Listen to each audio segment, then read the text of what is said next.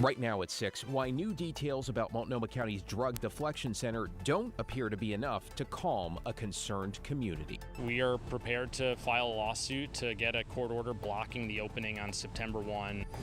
Plus, a pandemic-era mystery. I don't know any of these people. I don't even know how they got my address. How problems related to Oregon unemployment fraud are resurfacing years after lockdown. Then, probably the biggest part of that program is building relationship with the kids. The local school district that's putting officers back on campus. And we're talking weather with thunderstorms and severe weather potentially headed to the Willamette Valley. Matt's latest forecast minutes away.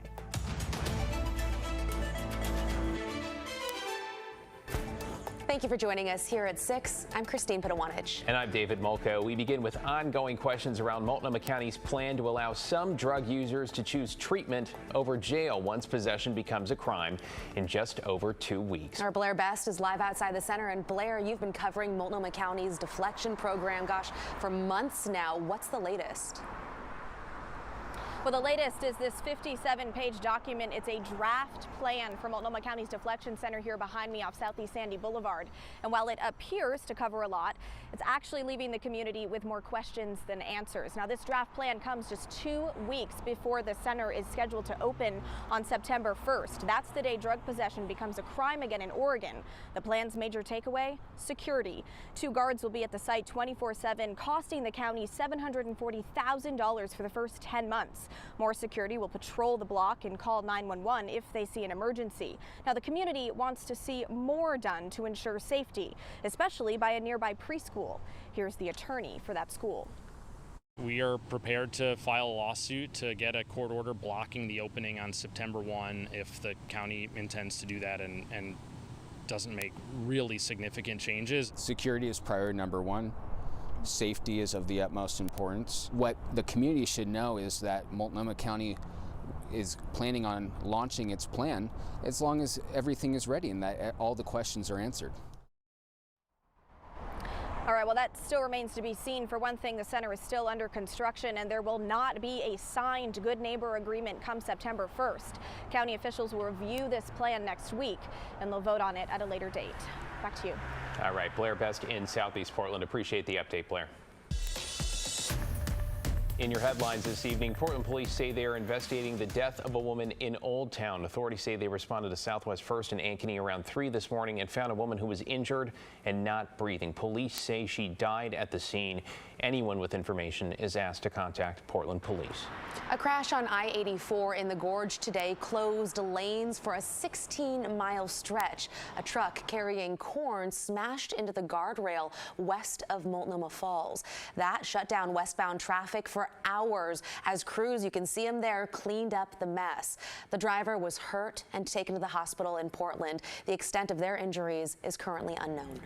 Multnomah County will not close the Hawthorne Bridge this weekend for maintenance because of potentially severe weather. The work will be rescheduled, but a separate and ongoing paving project may still impact traffic. That work will shut eastbound lanes and some ramps for most of Saturday. And Matt, I know we're looking at rain, but how severe are we talking?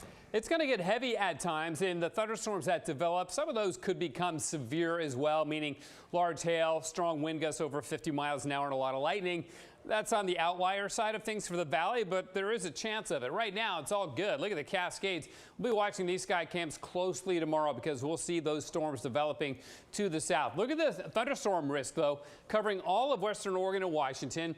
And notice how you get into these contours into the yellow and slight, meaning there's a slight chance of severe thunderstorms. So again, it's higher than it normally is for western Oregon. If this was back east, they'd be like, run of the mill. But for us, it's fairly significant that we have that big of a threat of storms around western Oregon and western Washington. So we're going to call tomorrow a weather impact alert day, and I'm highlighting the time after 4 o'clock right up until midnight, even in the early morning hours.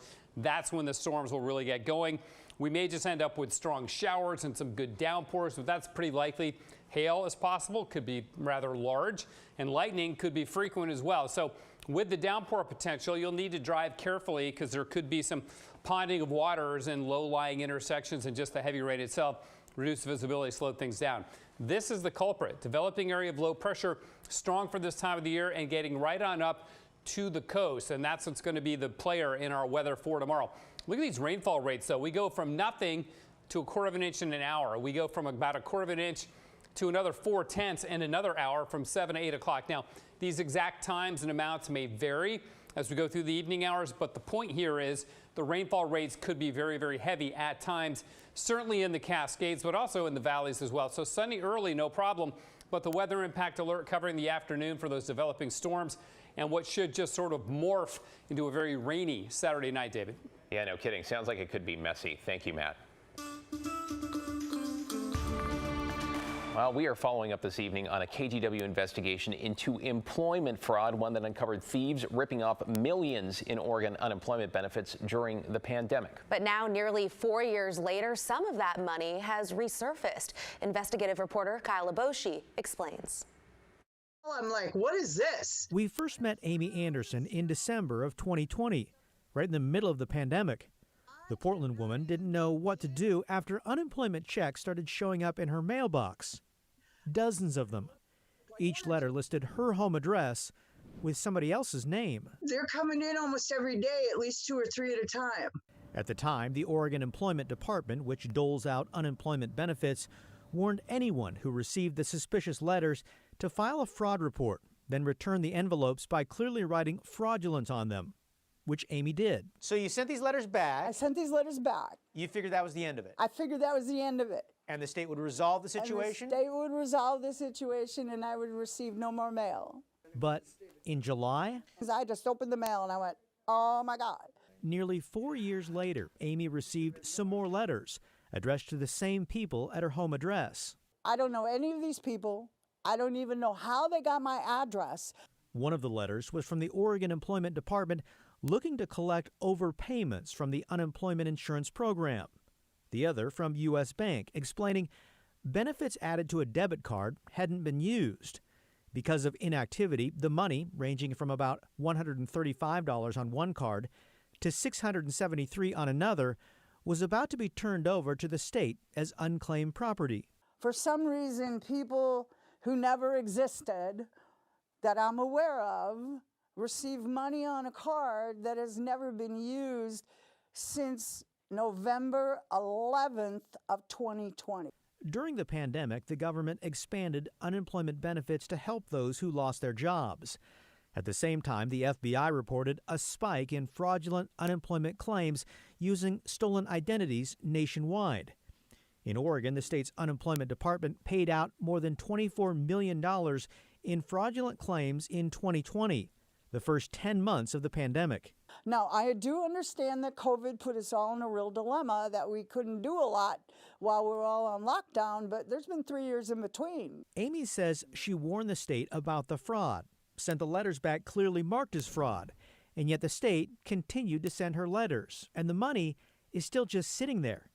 It's never been recovered. I was assured by the individual I talked to it would be taken care of back in December of 2020. In response, the Oregon Employment Department issued a written statement explaining some collection letters tied to pandemic-era fraudulent claims were sent out in error. We believe this to have been a small number of letters, adding, "We have not found any instances where benefit payments were sent out after the claim was flagged for fraud." The agency couldn't explain why fraudulent benefits are still sitting with U.S. Bank, except to say it pursues collection of fraudulently paid benefits. Amy feels it's important for the money to be recovered because when somebody loses their job, they need help and rely on a system that works. And the fact I got more mail 4 years later with my address and their name makes me really concerned. While rare, if you do receive mail from unemployment addressed to a different person, the agency said mark it as returned to sender and give it back to the Postal Service. You can also file a fraud report online. Appreciate you keeping tabs on all this years later. Thank you, Kyle. You know, before we know it, it'll be time for students to go back to class, along with school resource officers in Clark County. Well, John Adams is live at Prairie High in the Battleground School District. And John, a reminder, this is the program that places deputies on campus. It's been on hiatus for a while, so how many are we talking? Well, David and Christine, to start things off, there is going to be one officer here at Prairie High School, but they haven't had one since 2020 when the program shut down due to multiple factors. Students attending Prairie High School in Southwest Washington can expect to see a big change as the fall semester kicks off. A dedicated school resource officer. In 2023, when Sheriff Horch was elected, this was one of the things that was part of his long-term plan, was getting back into the school resource program. Sergeant Chris Skidmore says the sheriff's office had resource officers in 5 area high schools pre-pandemic, but the program ended due to budget and staffing constraints in 2020. I think COVID was the big driver of it. As staffing has improved, the sheriff's office began looking for school districts to partner in the program. The Battleground School District stepped up and will provide 80% of the resource officer's salary. That officer will be Deputy Chelsea Quiggle, who has a background in education. She worked as an educator and taught in schools here in Southwest Washington, so comes from that educator background. Sergeant Skidmore says Deputy Quiggle will not only provide an additional layer of safety at the high school, but will also interact with students. Probably the biggest part of that program is building relationship with the kids. If later on in life or if further down the road they have contact with police officers, you know, they have a good relationship or they have a good experience. Deputy Quiggle will be here throughout the 24-25 school year. The sheriff's office here hopes to expand this program in the future. David and Christine, back to you. John Adams reporting for us from Prairie High School in Battleground. Thank you so much, John. Still ahead, a party at Providence Park as Foo Fighters fans line up for the stadium's first concert in nearly 20 years. What are we doing here? We gotta go out there. All right. Once the rock concert winds down, the Rose City, as you heard, could be in for a bit of a rough ride. We're talking about that potential for thunderstorms and when we will return to blue skies and sunshine, we promise.